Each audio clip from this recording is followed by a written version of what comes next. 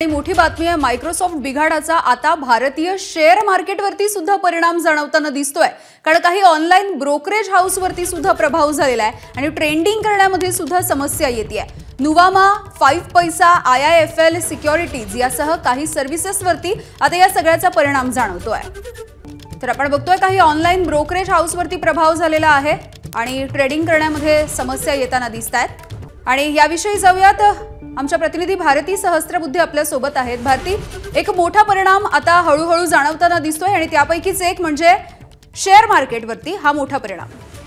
यामिनी, अगदी थोड्या वेळापूर्वी आपण बोललो होतो तेव्हा आपण सांगितलं होतं की जगभरातल्या स्टॉक मार्केट्समध्ये काम बंद झालेलं आहे आणि तेव्हा मात्र थोड्याफार प्रमाणात का होईना आपल्या स्टॉक मार्केटमध्ये काम सुरू होतं। मात्र आता जी माहिती मिळते जे अगदी पूर्णपणे ऑनलाईन आहेत असे ब्रोकरेज हाऊसेस आहेत, म्हणजे नुवामा असतील, 5 पैसा असेल, IIFL सिक्युरिटीज असतील, त्या सगळ्यांमध्ये आता ना ट्रेडिंग करताना प्रॉब्लेम होत आहे। लोकांना शेअर्स विकत घ्यायचे असतील किंवा विकायचे असतील तर ते जे ट्रान्झॅक्शन आहे ते आता होऊ शकत नाहीये, त्याच्यात खूप अडचणी येतात आहे।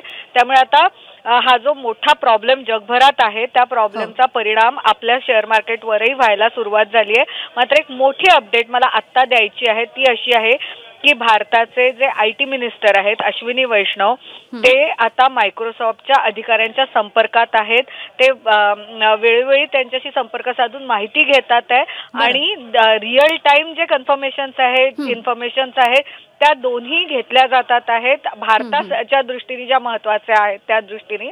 आणि जी माहिती आपल्याला मिळते ती अशी आहे मायक्रोसॉफ्ट कडनं की बिघाड तर मोठा आहे, वेळ लागणार आहे, मात्र थोड्या प्रमाणात का होईना, छोट्या प्रमाणात का होईना काही सर्व्हिसेस सुरू करण्याचा मायक्रोसॉफ्टचा कडनं प्रयत्न आहे। त्यामुळे ते सुरू व्हायला आता थोडी अगदी 5-6% म्हणा सुरुवात झालेली आहे। अगदी धन्यवाद भारती या माहितीसाठी। ABP माझा, उघडा डोळे बघा नीट।